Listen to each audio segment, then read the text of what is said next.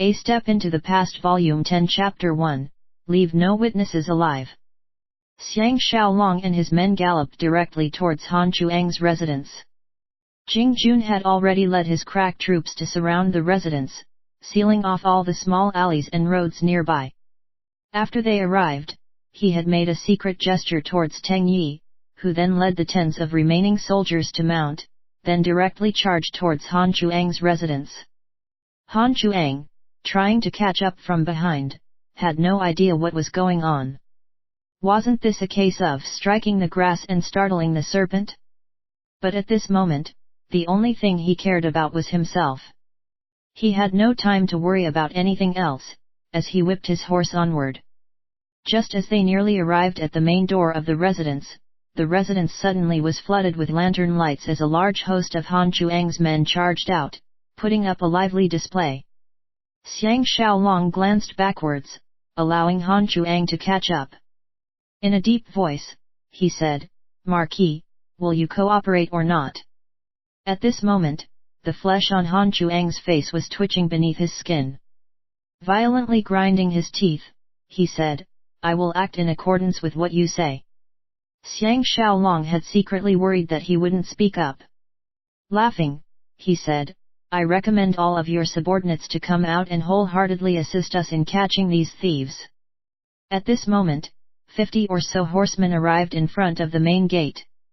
Han Chuang shouted to his men, "By my orders, get over here and help the city guards pursue the thieves." His men were flabbergasted, guessing that he must be putting on an act.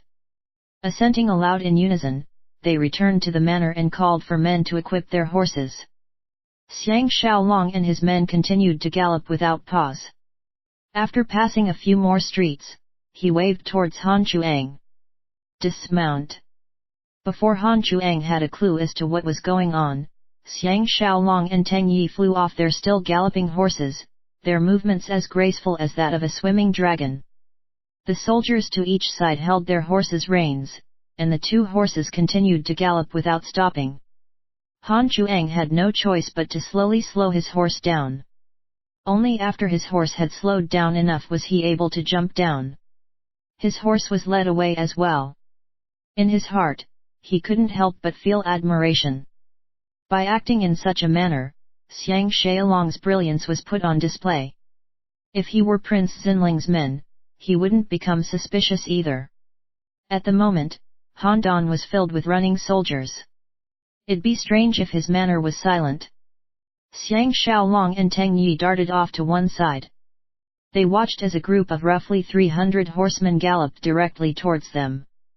At this point in time, Han Chuang was walking towards them from a few hundred feet away, at the point where he had dismounted. Xiang Xiaolong said, "Order all of your men to come directly towards us and to obey my men's orders." Han Chuang was already riding on the tiger's back and had no way to get off.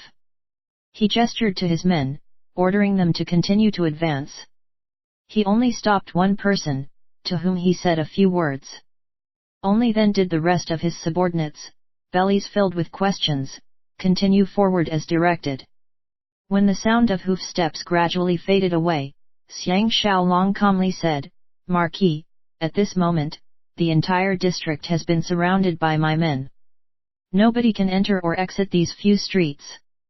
So long as you, Marquis, are willing to cooperate with us, I am willing to say that the enemies had buried themselves in Lady Ye's courtyard, and were planning to assassinate her, only for us to have flushed them out, chasing them away towards your manor. Marquis, do you think this plan is workable?" Han Chuang's face was ashen. After a long time, he gloomily replied, "Is it possible for us to leave no witnesses alive? There's around 10 or so slave girls left inside." Xiang Xiaolong said, "Do those slave girls know the truth?" Han Chuang shook his head. Teng Yi understood Xiang Xiaolong's feelings. He said, "We need to act in accordance with the demands of the situation. If we start killing people at random, that would actually raise people's suspicions." Han Chuang slowly calmed down.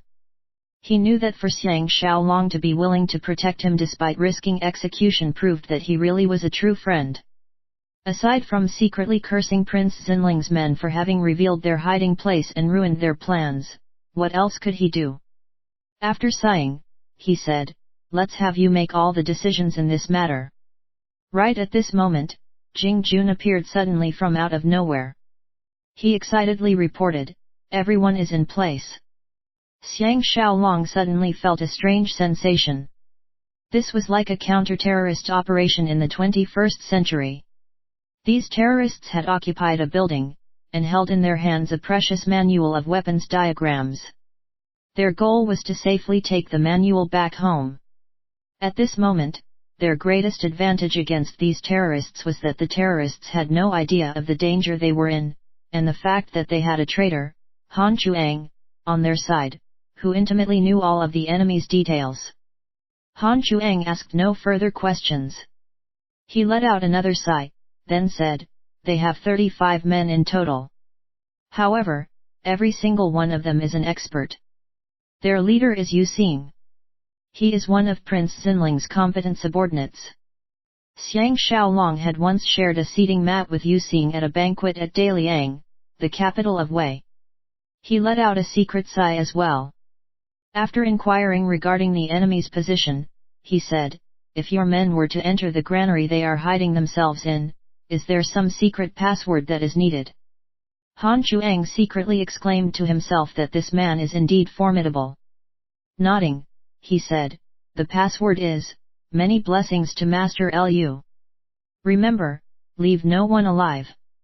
I will also need to ask that Brother Dong put on a play as well, near Lady Ya's residence." Wu Guo just happened to arrive by their side with several of his best men. Teng Yi pulled him off to one side and instructed him to order a troop of men one street over to go to Zhao Ye's residence. Xiang Xiaolong clapped his hand on Han Chuang's shoulder. He reassured him, "Marquis, be at ease. I, Dong Kuang, have already decided to act in lockstep with you in this matter. Afterwards, all of the corpses will be spread across the courtyard, the walls, and the streets. In addition, after Xiao Cheng gets his secret manual back, he's not going to quibble too much over how I returned it." Frowning, Han Chuang said, "The most worrisome problem is that your subordinates might let the secret out." Xiang Xiaolong patted his shoulder forcefully, before replying in a relaxed way, "The people I have surrounding this place are local Zhao soldiers, but the people who will be accompanying us on this mission are my clansmen. I knew from the start that this had nothing to do with you, Marquis, and I immediately decided to do my best to help you cover this matter up, no matter what." Han Chuang knew that Xiang Xiaolong really should not have acted in such a way. He gratefully said, "Brother Dong, you really are a true friend." Xiang Xiaolong was secretly berating himself for being so soft-hearted, even towards such bad men as Han Chuang. But without Han Chuang's help, it was likely that the only thing they would be able to retrieve would be the ashes of Lu Gong's secret manual. He replied, "Marquis, please go join up again with your servants and wait for news." After he was done talking, he started to move towards the residence with Teng Yi and Jing Jun. Han Chuang, under the protection of several of Xiang Xiaolong's elite troops, was quickly escorted away. The civilians nearby had been awakened by the hoof steps long ago. All of them were panicked, but nobody dared to stick their heads out to take a look. Instead, they actually shut their doors and windows, afraid that trouble might make its way to them. Xiang Xiaolong suppressed the grief and hatred he felt for the deaths of Xiao Zhao and the others, returning to his normal calm and cool-headedness as he began to carry out this counter-terrorist operation. Borrowing the light of the moon, Xiang Xiaolong, Teng Yi, and Jing Jun led around 20 or so crack troopers who were especially talented to flip over the walls with their tools, landing within the wide expanse of the manor's rear garden. They moved as quickly as ghosts, without making any noise. Everything was quiet, like normal. The only thing which could be heard was the prearranged sounds of horses galloping to and fro, which perfectly concealed and drowned out any sounds which they might have made. There were 3 storehouses arranged in a neat row in the garden. The one in the middle was their target, the granary. The group quickly moved towards it, locating all of the doors and windows. They took the best hiding spots they could find.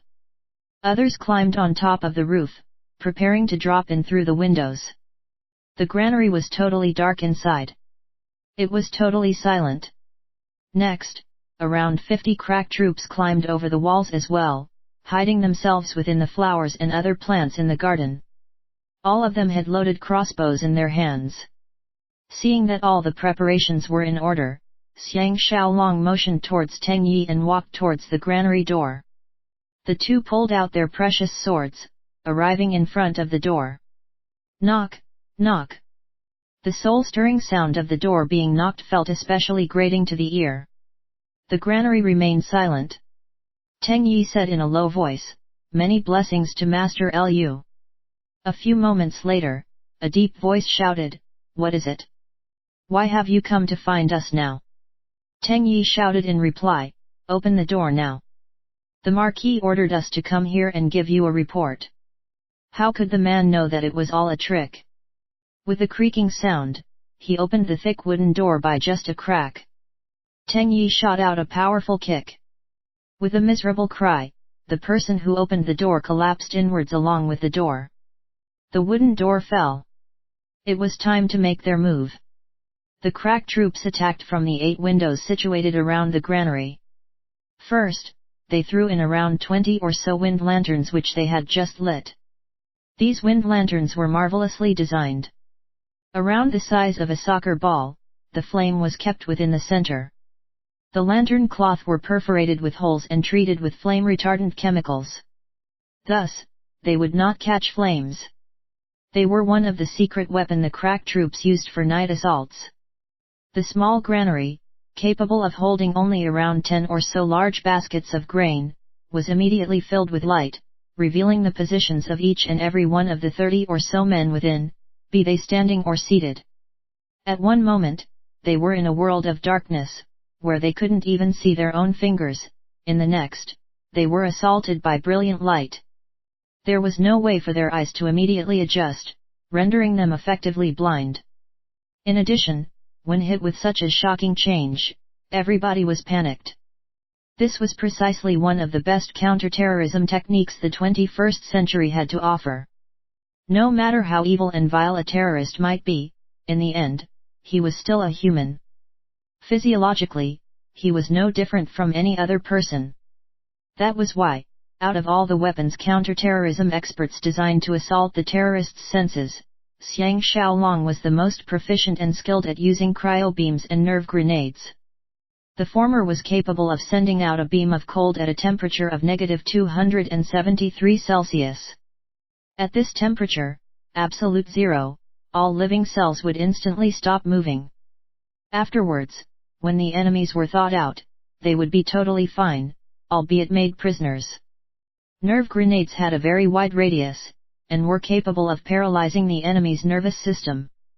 After the enemy became totally immobile, they were helpless to resist any attacks. In this age, he obviously did not have access to such awe-inspiring, powerful weapons. But the wind lanterns which Xiang Xiaolong came up with, when used in this situation, had much the same effect. The only difference was in whether or not there would be any left alive. Xiang Xiaolong and Teng Yi had mentally prepared themselves long ago.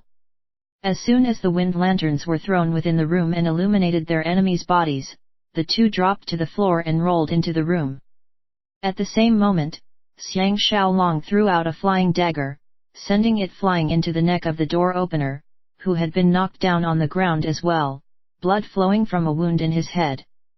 Within the still bright room, they saw that the blood-stained murderers were still in full battle gear, and had not yet relaxed. There were 2 people guarding the door, one of whom Xiang Xiaolong faintly recalled as being Yu Xing. When Xiang Xiaolong and Teng Yi jumped up, their long swords forcefully rose up from the ground as well, gutting into these 2 men's bellies. Just as Xiang and Teng made their sword strikes, the sound of crossbows being fired could be heard, followed by miserable cries. Before Yu Xing and the other had even had a chance to draw their blades, they felt an unbearable pain. And then, as blood spurted from their bodies, they stumbled backwards. The remaining men were all struck by crossbolts and staggered around. Yu Xing and the other man stumbled back 10 or so steps before fell down backwards. Their breathing halted, they died. Thinking of how Xiao Zhao had been burned to death, how could Xiang Xiaolong feel any pity? Charging forwards, he killed 2 people in a row before realizing that no more enemies remained standing. Jing Jun, who had flipped in through the windows, had killed 1 more person than he did. Xiang Xiaolong pounced towards Yu Xing's corpse and began to search the body. He found both the original and the copy of Liu Gong's secret manual. A surge of sentiment suddenly swelled within him. If it weren't for these 2 things, how could Xiao Zhao and the others have lost their lives? Teng Yi walked towards him. In a low voice, he said, "Are you really going to cover up Han Chuang's role in this?" Xiang Xiaolong let out a sigh. Rising, he said, "Am I too soft-hearted?" Teng Yi wiped away the fresh blood from his saber. He dully said, "There's not much time left. Let's hurry up and handle this matter." He motioned for the crack troops to move the corpses from inside the courtyard to outside, after finishing off the still living with a stab, something which Xiang Xiaolong himself could not bring himself to do.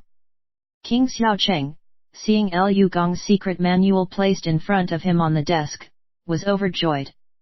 He didn't really pay too much mind to Xiang Xiaolong's description of how he had chased the assassins out of Lady Ye's residence, then surrounded and wiped them out.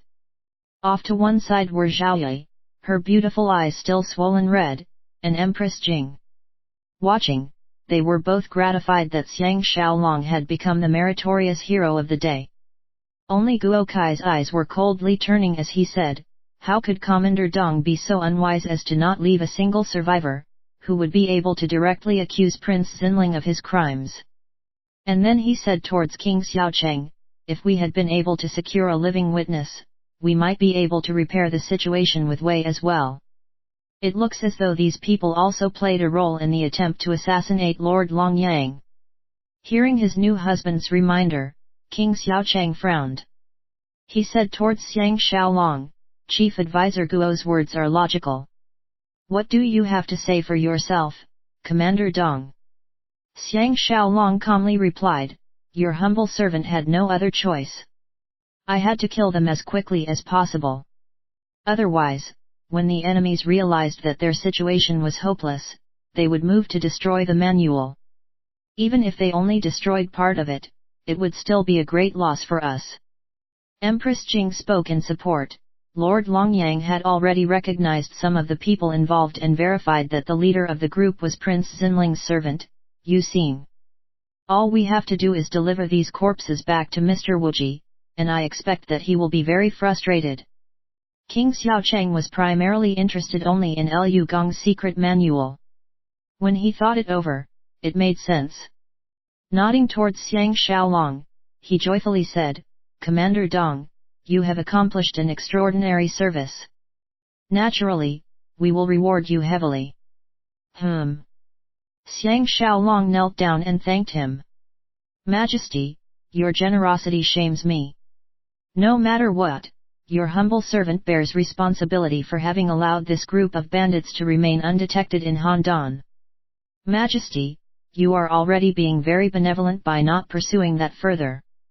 Your humble servant recommends publicly displaying these corpses for 3 days, sending a public message of reassurance to the people of the city." Seeing how humble he was, King Xiaocheng was all the more delighted with him and nodded repeatedly. Xiang Xiaolong seized the opportunity. "To improve the safety of the city, your servant would like to commandeer some additional men to fortify our defenses. I hope that you will allow it, Majesty." But on such a matter, King Xiaocheng was not careless at all. He said, "Minister, present your defense plans to us for our perusal. If there are no problems with it, I will immediately approve it." As he spoke, he let out 2 yawns in succession. Xiang Xiaolong took the opportunity to ask for leave to withdraw. The day was just beginning to brighten.